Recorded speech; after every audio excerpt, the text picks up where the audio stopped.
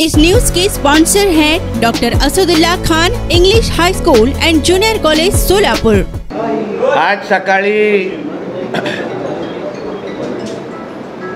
संजय राजाराम राऊत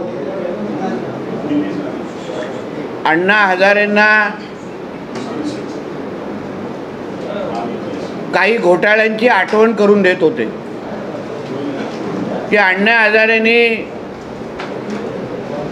अजून काही घोटाळ्यांवर लक्ष घालावं अशी बोलण्याची वेळ आज संजय राजाराम राऊतवर आलेली आहे। मला आठवतं हिंदू हृदय सम्राट बाळासाहेब ठाकरे आमचे मोठे साहेब हे अण्णा हजारेंना वाकड्या तोंडाचा गांधी म्हणून उल्लेख करायचे आणि त्याच अण्णा हजारेंना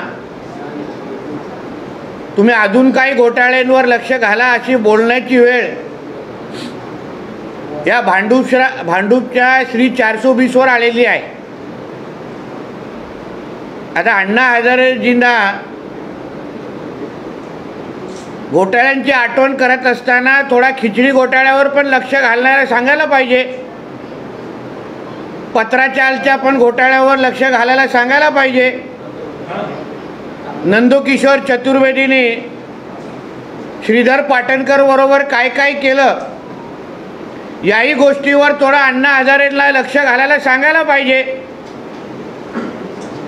एवढीच घोटाळ्यांची आठवण करण्याची खास अगर संजय राजाराम राऊतला असेल तर हे सगळ्या ज्या घोटाळे आहेत कोविडचे ज्याच्यामध्ये संजय राजाराम राऊतचा मालक, त्याचा मुलगा, मालकाचा मेवणा हे सगळे जे बरबटलेले आहेत त्याही थोड्या घोटाळ्यांवर अण्णा हजारेजींनी लक्ष घालावं अशी ही विनंती केली तर वाईट नाही आहे। आणि अहंकारावर कोणी बोलावं तर 2.5 वर्ष महाविकास आघाडीच्या कार्यकाळामध्ये उद्धव ठाकरेंनी अहंकार दाखवण्याचा उच्चांक गाठला।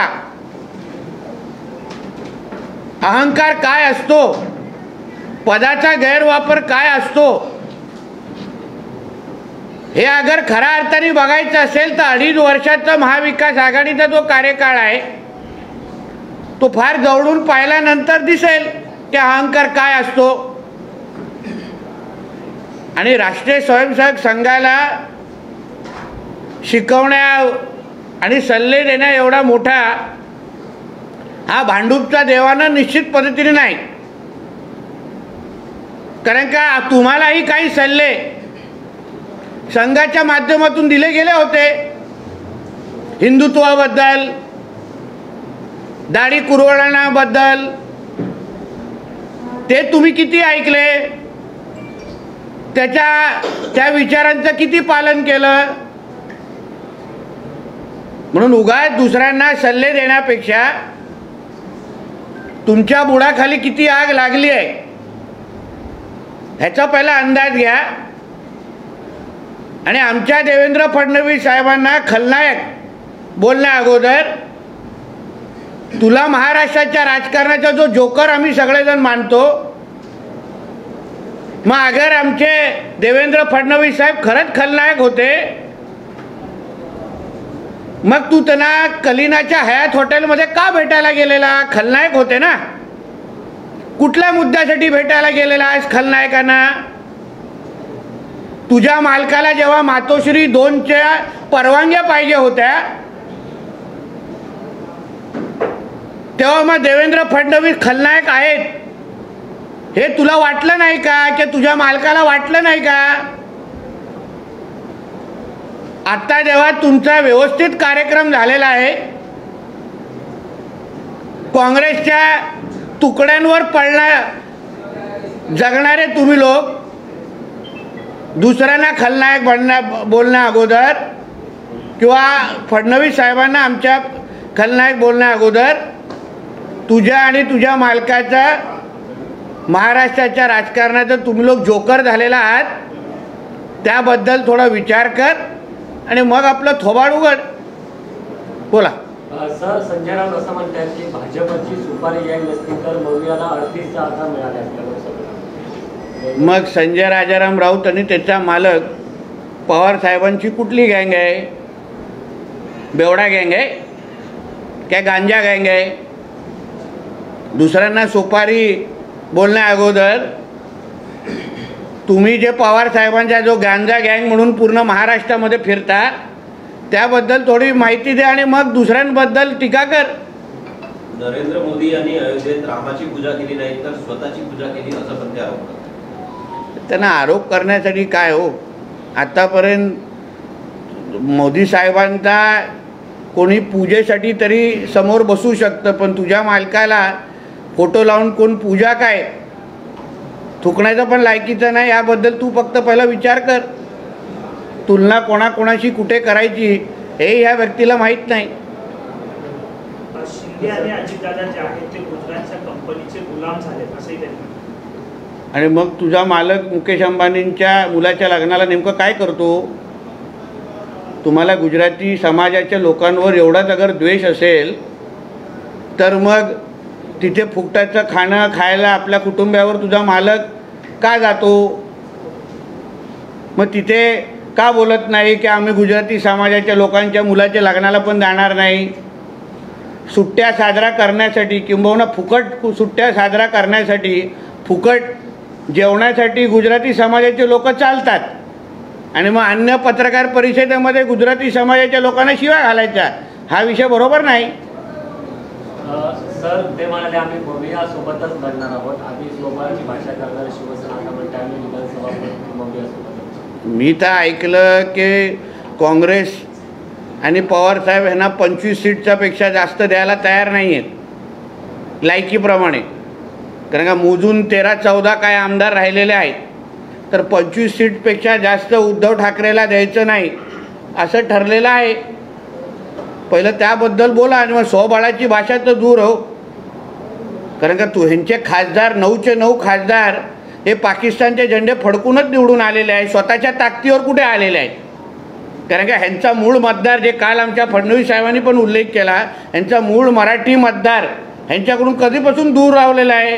हिंदूंनी ह्यांना मतदानच केलेलं नाही आहे. हे सगळ्या पाकिस्तानच्या लोकांच्या झेंडे फडकवणाऱ्या लोकांवर निवडून आलेले हे लोक आहेत. सर, निलेश लंकेने कुख्यात गुंड गजा मारण्याची भेट घेतली आणि त्यांचा सत्कार देखील केला राष्ट्रपती. ते आता का केला, कशाला केला हे सगळं गोष्टी बघायला लागेल. हा प्रश्न मला सूट होतो का नाही याचा विचार करा.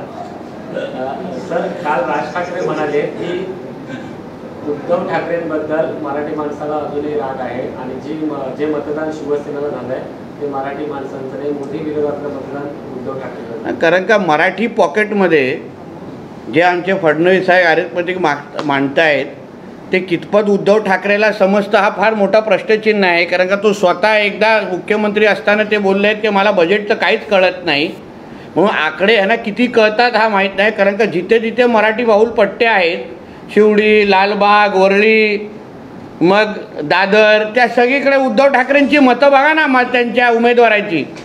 तुला अगर मराठी माणसाचे मतदान असेल, तुम्हाला अगर हिंदूंची अगर मतदान असतील तर त्या पॉकेटमध्ये तुम्हाला मतदान झालं असतं. जिथे पाकिस्तानचे झेंडे फडकवले जातात, जिथे बांगलादेशी आणि रोहिंगे राहतात, त्याच एरियामध्ये ह्यांना मतदान झालेलं आहे. आता ते खरं मतदान आहे की बोगस मतदान आहे ते पहिलं तपासलं पाहिजे. कारण काही बांगलादेशी लोकांनी पण येऊन मानपूर, शिवाजीनगरमध्ये मतदान केलं अशी माहिती आली आहे आणि ते आता उद्धव ठाकरेचा वोट बँक झालेला आहे. म्हणून असे बांगलादेशी आणि रोहिंगे अगर यांचे मतदार असतील तर हिंदू ह्यांना कधीच मतदान करणार नाही. केतकी चित्रे हिने सुद्धा तसंच म्हटलेलं आहे की वक्फ बोर्डाची देशातील सर्वात जास्त जमीन आहे वक्फ बोर्डाकडे. मग सरकार या वक्फ बोर्डाला मदत का करतं? त्याबद्दल आमची पक्ष अधिकृत भूमिका तुमच्यासमोर मांडेल. माझी वैयक्तिक भूमिका तुम्ही कॅमेरासमोर चालू शकणार नाही, ते नंतर विचारा. उगाच कितींदा बीप मारायला लागेल ते विचार करा. मग पक्षाची भूमिका तुम्हाला कळेल, ते बोलतील. सर, मुंबईत बांगलादेशींची संख्या वाढते, त्यामुळे कुठेतरी मुंबई पोलिसांची देखील डोकेदुखी वाढली असं. पण ते सत्यच आहे ना. मुंबईमध्ये राहणारे बांगलादेशी आणि रोहिंगे ह्यांना आणतो कोण आहे? हे शिवाजीनगर, मानकुड, भायखळा, विकाळामध्ये आलेले बांगलादेशी आणि रोहिंगे या लोकांना इथले आधार कार्ड, पाणी कनेक्शन नेमकं कोण देत आहे आणि मग त्यांना मतदान कोण करतं, ते कसे करतायत याचं कुठे ना कुठेतरी त्याची चिरफाड झाली पाहिजे ना, पोस्टमॉर्टम झालं पाहिजे. नाहीतर उद्या मुंबईचा महापौर हे लोक रोहिंग्या बसवतील, बांगलादेशीला मुंबईचा महापौर उद्धव ठाकरे करून टाकेल. तो दिवस आता दूर नाही आहे. म्हणून कुठे ना कुठेतरी ह्याला टाच आणली पाहिजे का थांबवलं पाहिजे अशा भूमिकेचे आम्ही लोक आहोत. म्हणून योग्य त्याचा अभ्यास करून ह्या बांगलादेशीयांनी रोहिंग्याला आता मुंबईकडून बाहेर हकलवण्याचं काम येणाऱ्या काळामध्ये आम्हाला ती मोहीम हातात घ्यायला लागेल. नितेशजी, लोकसभा निवडणुकीमध्ये राज ठाकरेंनी तुम्हाला मदत केली, तुमच्याकडे सभा पण घेतली, नंतर तुम्ही संसदेचा भेट घेतली. आज राज ठाकरेंचा वाढदिवस आहे, काय शुभेच्छा? राजसाहेबांच्या वाढदिवसाच्या निमित्ताने मी मनापासून त्यांच्या शुभेच्छा देतो. कारण का बाळासाहेब ठाकरेंचे सगळे गुण ज्या ठाकरेंमध्ये आहेत, जे तंतोतंत बाळासाहेबांचे विचाराचं पालन करतात, बाळासाहेबांचे विचार खऱ्या अर्थाने पुढे घेऊन जाण्याचा प्रयत्न जे करतात, अशा आमच्या राजसाहेबांचा आज वाढदिवस आहे. त्यांना माझ्या कुटुंबाकडून आणि माझ्या सगळ्या सहकाऱ्यांनी मनापासून शुभेच्छा देतो. राऊत असं म्हणतात की RSSने ठरवलं तर अहंकारी जे सरकार आहे मोदींचं ते 15 मिनिटांनी सत्तेत जाणार नाही. त्या अहंकारीबद्दल कोण बोलत आहे? ज्यांनी 2.5 वर्षामध्ये अहंकार दाखवण्यामध्ये PhD केली, 2.5 वर्षाच्या महाविकास आघाडीच्या कार्यकाळामध्ये. अहंकार काय असतो हे उद्धव ठाकरेच्या सरकारकडे पाहिल्यानंतर, त्याचा कारभार पाहिल्यानंतर बघू शकतो. त्याचा लाभार्थी मी एक आहे. म्हणून अहंकाराची भाषा संजय राजाराम राऊतने भांडूपमध्ये बसून करू नये. अजित पवारांना जी क्लीन चिट दिली शिखर बँक प्रकरणामध्ये, त्याला अण्णा हजारे चॅलेंज करणार. नाही, ठीक आहे. आता ते का चॅलेंज करतायत, कशाला, ते अण्णा हजारे त्या बाबतीमध्ये ठरवतील. त्यावर त्यांच्या पक्षाचे लोक त्याबद्दल भूमिका मांडतील ना. कोणाची? आदित्य ठाकरेंचा काल वाढदिवस झाला, तुम्ही काय शुभेच्छा दिल्या? अनेक लोक जे आहेत ते त्या ठिकाणी शुभेच्छा देण्यासाठी काल मोठ्या प्रमाणात. हां, ते सगळे दाढी कुरवळणारे सगळे बॅरमपाड्यावाले दिसले आम्हाला. कधी नाहीतर मातोश्रीमध्ये हिरवे चादरं घालत होती. म्हणजे नेमकं बाळासाहेबांचा नातवाचा वाढदिवस होता की मिया उद्धव ठाकरेच्या मुलाचा वाढदिवस हे आम्हाला कळतच नव्हतं. यापेक्षा त्याला घेऊन जायचं ना त्या माहीम मंदिरामध्ये, माहीम मस्जिदामध्ये, घालायची त्याच्यावरच चादर.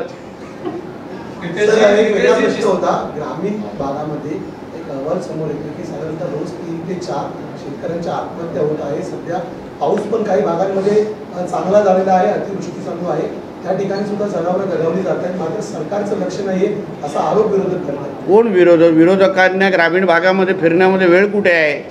आमचे मुख्यमंत्री, उपमुख्यमंत्री सगळे पूर्ण सरकार हे शेतकऱ्यांच्या मदतीसाठी सातत्याने बैठका घेत आहे, सातत्याने निर्णय घेत आहेत आणि त्या निर्णयाची अंमलबजावणी खालती प्रशासनाच्या माध्यमातून होते आहे. म्हणजे ह्या विरोधकांना बोंबलण्याशिवाय दुसरं काही कामच नाही आहे ना. आणि सरकार आमचं एवढं चांगलं काम करतं आहे म्हणून विरोधकांना काय वाटतं यापेक्षा शेतकऱ्यांना आमच्या सरकारबद्दल काय वाटतं हा महत्त्वाचा विषय आहे. जिस तरीके से रोहिंग्या और मुस्लिम पकड़े गए कई जगहों पर वोटिंग करते हुए, आपको लगता है कि मुंबई और महाराष्ट्र के भीतर जो मुस्लिम वोटर्स की संख्या बढ़ाई गई वो जानबूझ के पूरी कॉन्स्पिरेसी के तहत चल रहा था और उसका असर हुआ? नहीं, हम लोग पहले दिन से, अगर आपको याद आता रहेगा, कई महीनों से मैं बोल रहा हूँ, ये बांग्लादेशी रोहिंगे जो आज मुंबई महाराष्ट्र में रह रहे, उनको कौन ला रहा है, उनको पानी का कनेक्शन कौन दे रहा है, उनको आधार कार्ड कौन, अरे हर एक के पास 2-2, 3-3 आधार कार्ड भी मिल रहे. तो ये सारी चीज़ के CBI जांच होनी चाहिए, ऐसा मेरा मत है. क्योंकि ये कल देश को धोखा हो सकता है. कल ये राज्य में अलग तरीके का वातावरण निर्माण कर सकते हैं. क्योंकि ये जो हमारे महाराष्ट्र में रहने वाले मुसलमान ये अलग है और ये रोहिंग्या और बांग्लादेशी लोग अलग है. इनको यहाँ आके इस्लाम राष्ट्र बनाने के लिए इनको यहाँ डाला जा रहा है. अगर उनको कल वोटिंग राइट्स अगर मिलना चालू हो गया तो कल एक बांग्लादेशी और रोहिंग्या को मुंबई का मेयर बना देंगे ये लोग. मुंबई को पाकिस्तान बना देंगे, महाराष्ट्र को मिनी पाकिस्तान. मालेगांव में और क्या हो रहा है? मालेगांव में जो कुछ भी वोटिंग हुआ है वो वोटिंग यादी, वोटर लिस्ट तो जांच होनी चाहिए उसकी कि उसमें लोकल मुसलमान कितने हैं और उसमें बांग्लादेशी और रोहिंग्या कितने हैं. जैसे OAC के कॉन्स्टिट्यूंसी में 2.5-3 लाख बोगस वोटर है तो मेरा तो आरोप है कि जितने मोहल्लों से मतदान हुआ है उस सब वोटर आईडी को चेक होना चाहिए। वो सच्ची में वो लोग वहाँ रहते हो कि सारे बोगस वोटर है, सारे रोहिंग्या बांग्लादेशी है, उसकी जांच होनी चाहिए। ऐसी मांग मैं इलेक्शन कमीशन के पास करूँगा। आपको लगता है कि ये पूरे कॉन्स्पिरेसी, क्योंकि ये तुरंत में किया गया नहीं, पिछले 10 साल 5 साल से जो प्लानिंग के तहत इस तरीके की चीजें हो रही हैं और बीजेपी को पिछले 14 के बाद से इस तरीके से कॉन्स्पिरेसी महाराष्ट्र। देखिए, पीएफआई और सिमी जैसे ऑर्गेनाइजेशंस का ये एजेंडा ही है कि हमारे देश को 2047 को इस्लाम राष्ट्र बनाना। उसके हिसाब से ये सारी कॉन्स्पिरेसी हो रही है। फिर उसमें रोहिंग्या और बांग्लादेशियों को ये ऐसे शहरों में लाना, उनको वोटिंग राइट देना, उनको यहाँ का मतदार बनाना और फिर कल ऐसे चुनाव में इस तरीके का रिजल्ट लाना। और फिर जहाँ जहाँ इस तरीके उनके उम्मीदवार जीते हैं वहाँ पाकिस्तान के झंडे लहराए गए हैं, वहाँ हिरवा गुलाल उधर उड़ाया गया है। तो ये सारा चीज़ ये पाकिस्तान के एजेंडे के माध्यम से हो रहा है। देश के खिलाफ ये बहुत बड़ा षड्यंत्र है। इसके खिलाफ आवाज़ उठाना ही चाहिए, क्योंकि कल जो पाकिस्तान में चीज़ें आज हो रही है वो कल हमारे देश में होना चालू हो जाएंगी, ये रोहिंग्या और बांग्लादेशी के माध्यम से।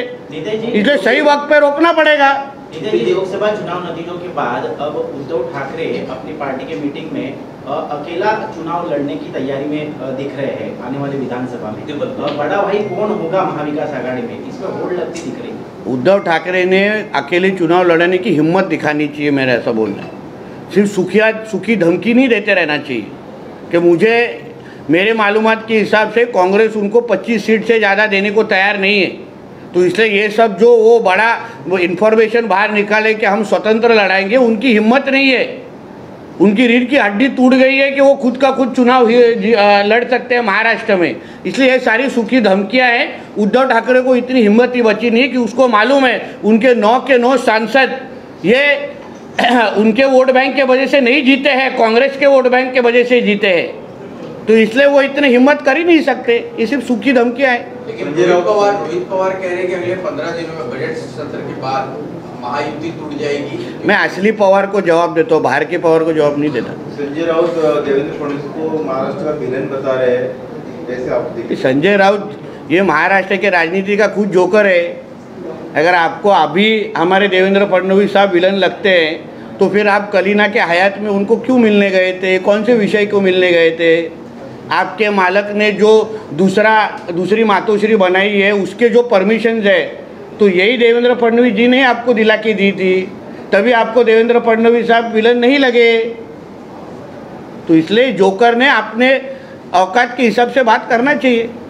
वक्फ बोर्ड को जो 10 करोड़ का निधि दिया गया है उस पर से बवाल मचा हुआ है, क्या कुछ पार्टी की भूमिका है या आप उस पर कुछ? मेरे पार्टी की भूमिका पार्टी के द्वारा जल्द ही उसको डिक्लेयर किया जाएगा, बोला जाएगा। मेरी वैयक्तिक भूमिका आप कैमरा पे चला नहीं पाएंगे, इसलिए अलग से मुझे मिलिए कि कितने बार बीप बजाना आपको परेशानी हो जाएगी। नीतीश कुमार के बयान भी आए हैं सामने और संजय राउत ये कह रहे हैं कि संघ चाहे तो मोदी जी को उनको हटा सकते हैं, अहंकार से ही चकना। देखिए ऐसा है, संजय राउत की औकात नहीं है राष्ट्रीय स्वयं संघ के बारे में बोलने की। राष्ट्रीय स्वयं संघ ने फिर उद्धव जी को और उनके पार्टी को भी हिंदुत्व के बारे में बहुत सारे सलाह दिया था, एडवाइस दिया था। वो मानी क्या? हाँ, अपना स्वाभिमान बेच के आज गए कि नहीं कांग्रेस के साथ। इससे राष्ट्रीय स्वयं संघ के बारे में सोचने के बात करने के पहले अपने खुद औकात पहचाने और फिर बात करें।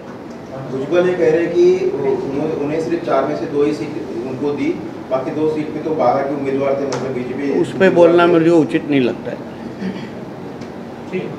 ठीक है, थैंक यू, धन्यवाद। Welcome to doctor Asadullah Khan English medium school and junior college, जहां हम बनाते हैं मजबूत बुनियादें और संवारते हैं बच्चों का मुस्तकबिल। 10 एकड़ के विशाल कैंपस के साथ ये स्कूल सोलापुर के सबसे बड़े स्कूलों में से एक है। यहाँ natural football ground, volleyball court, basketball courts और बच्चों के लिए एक चिल्ड्रंस प्ले पार्क है। क्वालिफाइड टीचर्स के साथ साथ डिजिटल क्लासरूम्स भी है।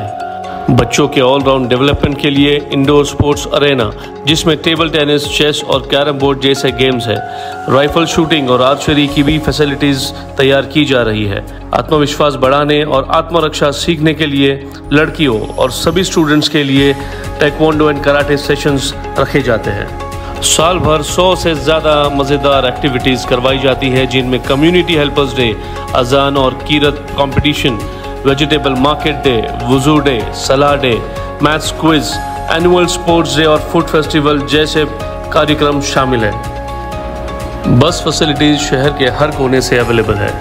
अपने बच्चे की ओवरऑल डेवलपमेंट और बेहतर फ्यूचर के लिए आज ही एनरोल कीजिए doctor Asadullah Khan English medium school and junior college में।